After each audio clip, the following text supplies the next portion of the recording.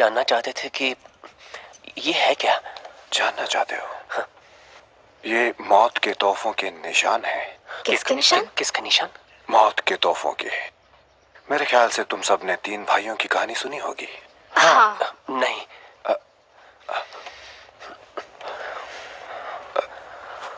मेरे पास वो किताब है।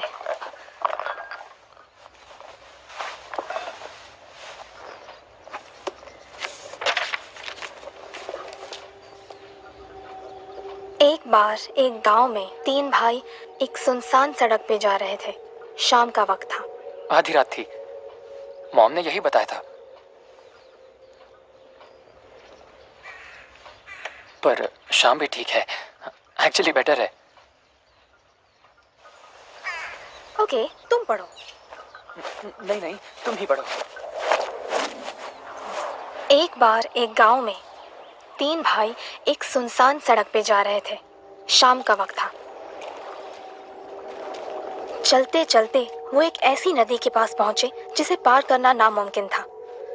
लेकिन चूंकि वो जादू करना जानते थे, उन्होंने अपनी छड़ियां घुमाई और एक पुल बना दिया। इससे पहले कि वो नदी पार करते, एक काली परछाई ने उनका रास्ता रोक लिया।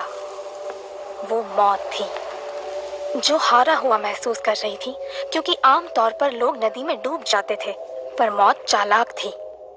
उसने उनकी सफलता पे उन्हें बधाई दी और कहा कि वो उन्हें तोहफे देना चाहती है, क्योंकि वो उसके हाथों से फिसल गए। सबसे बड़ा भाई, जो जाबाज था, उसने दुनिया की सबसे शक्तिशाली जादुई छड़ी मांगी।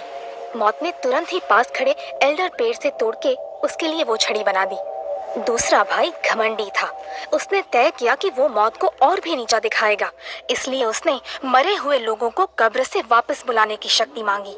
मौत ने तुरंत नदी की तह से निकालकर एक पत्थर उसे दे दिया। फिर वो तीसरे भाई की ओर मुड़ी, जो कि तीनों भाइयों में सबसे विनम्र और बुद्धिमान था। उसने मौत पे भरोसा नहीं किया और एक ऐसी चीज मांगी जिसके रहते वो किसी की नजर में ना आए। और ना चाहते हुए भी मौत को उसे अपना अदृश्य चोगा देना पड़ा। उसके बाद मौत ने उनका रास्ता छोड़ दिया और तीनों भाई अपने अपने रास्ते निकल पड़े। पहला भाई दूर एक गांव में गया, जहां एल्डर छड़ी की मदद से उसने एक जादूगर को मार दिया, जो उसका पुराना दुश्मन था। एल्डर छड़ी से मिली ताकत के नशे में चूर वो एक सराय में पहुंचा और अपने अमर होने की शेखी बघारने लगा। पर उस रात जब वो सो रहा था, एक दूसरे जादूगर ने उसकी छड़ी चुरा ली और उसे मौत के घाट उतार दिया। और इस तरह मौत ने पहले भाई से अपनी हार का बदला लिया। इसी दौरान दूसरा भाई वापस घर पहुंचा और उसने पत्थर को अपने हाथ में ले 3 बार घुमाया।